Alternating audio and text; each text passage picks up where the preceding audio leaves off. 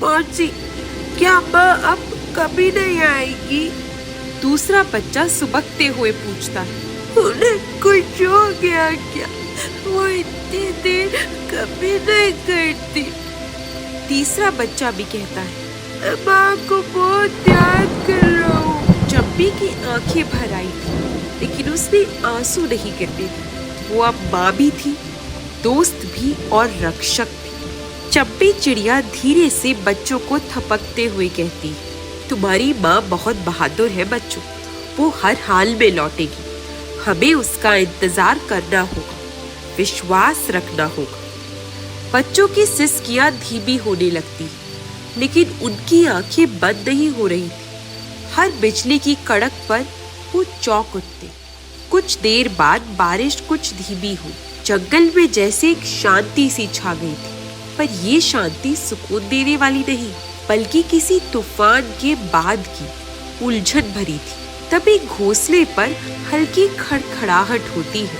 ये गट्टू है जो कि तेज आवाज में चिल्ला रहा है, मौसी, कौवा आ गया।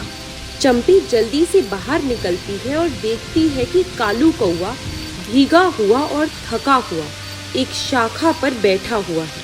क्या मिला कुछ? मीठी दिखी कहीं? कालू कौवा गंभीर स्वर में जवाब देता है, मैंने पूरा पश्चिमी जंगल छान मारा, बांस की झाड़ियों से लेकर महुआ के पेड़, लेकिन मीठी कहीं नहीं दिखी।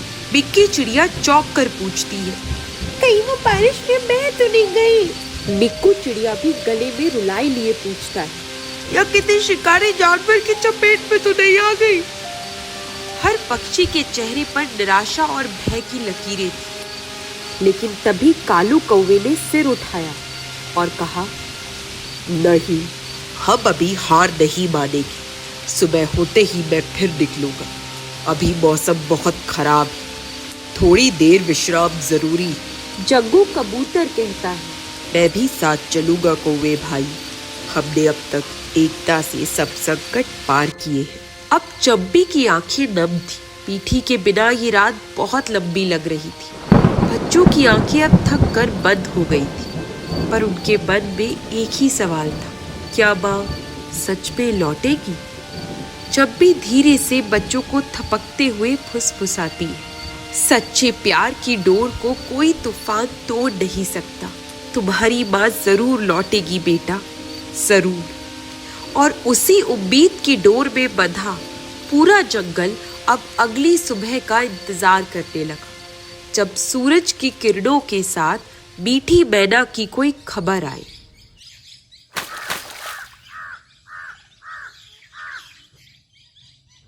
रात भर की बारिश अब थम चुकी थी। बादल धीरे धीरे छटने लगे थे और सूरज की हल्की रोशनी जंगल पर पड़ने लगी थी।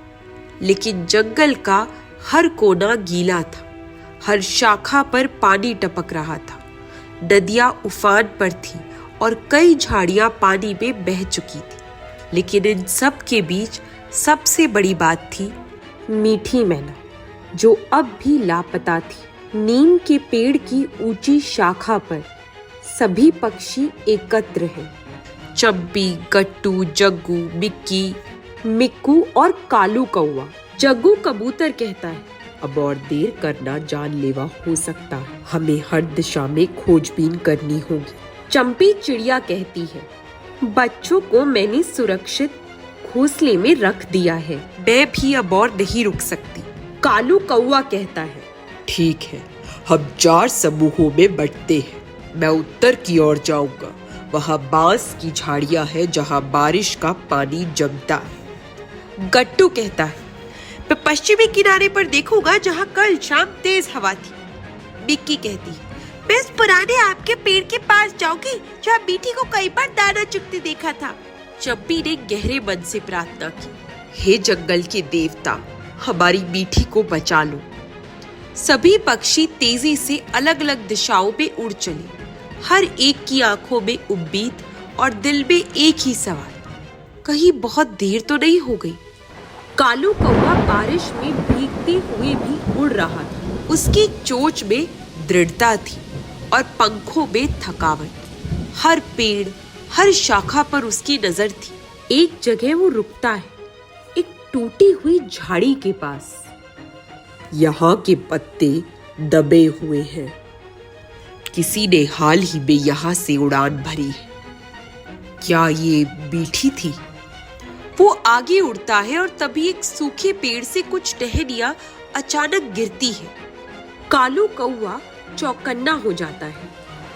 तभी बारिश फिर हल्की शुरू हो जाती है। कौवा मजबूरी में एक पुराने काई लगे पेड़ की खोखल में रुकता है। लेकिन ये वही जगह थी जिसे जंगल का सबसे डरावना कोना कहा जाता था। वो धीरे से कहता है, ये तो वही उजड़ा घोंसला है जहां बरसों पहले बाज ने हमला किया था। क्या बीठी यहाँ तक आई होगी? अचानक एक छाया हिलती है। कौवा चौंक कर उड़ जाता है। वो तेज सांस लेते हुए कहता है, नहीं, ये जगह सही नहीं लगती, पर अब डरने का समय नहीं, बीठी को ढूंढना है। कौवा वापस उड़ता है, झाड़ियों, नदियों, कंटीली बेलों के बीच से। कई बार उसे ऐसा लगा जैसे किसी टहनी पर कुछ फड़फड़ाया, लेकिन हर बार सिर्फ पत्तियों की सरसराहट। आखिरकार थक कर वो लौटता है चंपी के पास।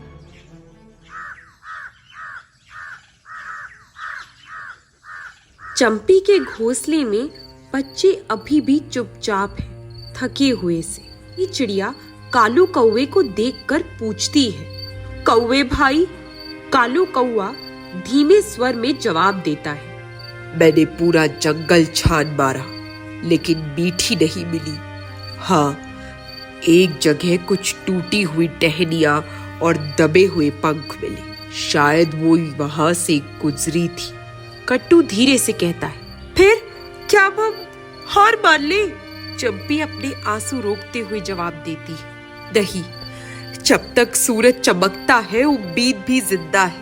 रात तो कट गई, लेकिन चिंता की रात अब भी जारी थी। सब थके हुए थे, लेकिन किसी ने हार नहीं मानी। अगली सुबह की तलाश अब और निर्णायक होने वाली थी।